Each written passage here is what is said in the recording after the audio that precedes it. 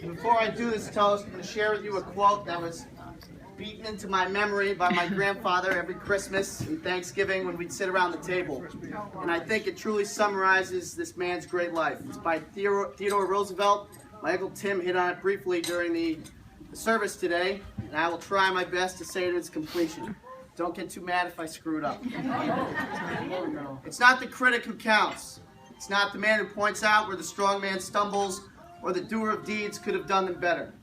The credit belongs to the man who is actually in the arena, whose face is marred by dust and sweat and blood, who strives valiantly, who errs and comes short again and again, for there is no effort without error and shortcoming, but who does actually strive to do the deed, who knows the great enthusiasms, the great devotions, who at the end knows the triumph of high achievement, and who at the worst, if he fails, at least fails while daring greatly, so his place shall never be with those cold and timid souls who neither know victory nor defeat.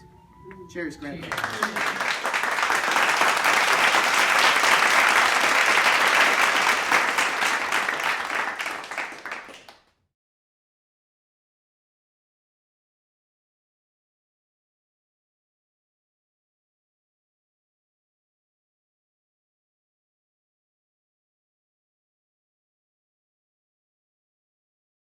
And last Saturday, without our wingman, Ann and Louise and I went out for breakfast at Memos in West Springfield.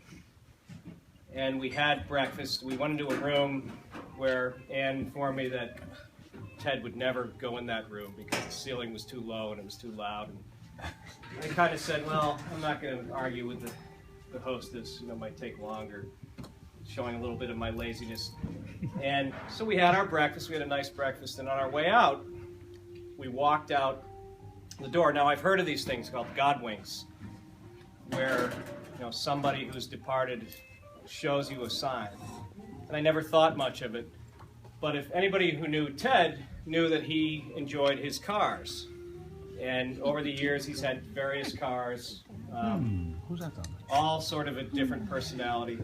And one of the cars he had was a Mercury SUV, and it was used primarily in Matunic to tow the boat around. And eventually he gave it up and had gotten rid of it here in Springfield.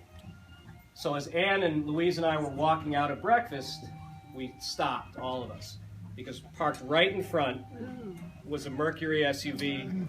Not only a Mercury SUV, it was the same color, exactly. What is wrong with you? So we stopped, and I said, that's the Mercury. Mom walks over and looks at it, and she goes to the back, and I said, what does it say on the back? And she said, well, it has a license plate frame from Berterra, which is where he traded it in. I said, is there a crack in the facade? Underneath the windshield, there's a plastic part where I think one of Tim's kids actually smacked back into a fence in Matunic. Nobody tell the Stapens that was him who did that. So there was a crack, and I said, okay, this is too weird. The third thing was, is there a trailer hitch? Yes, there was a trailer hitch. And it was one of the craziest things. We all kind of looked at each other, and we said, this is Ted saying, I'm not gone yet, I'm still here in your presence. And Matt, you should have talked to that hostess that gets out of that room, so don't think I'm not looking at you. Right. So I thought that was one of the signs from above. Here, here. I wanted to raise a glass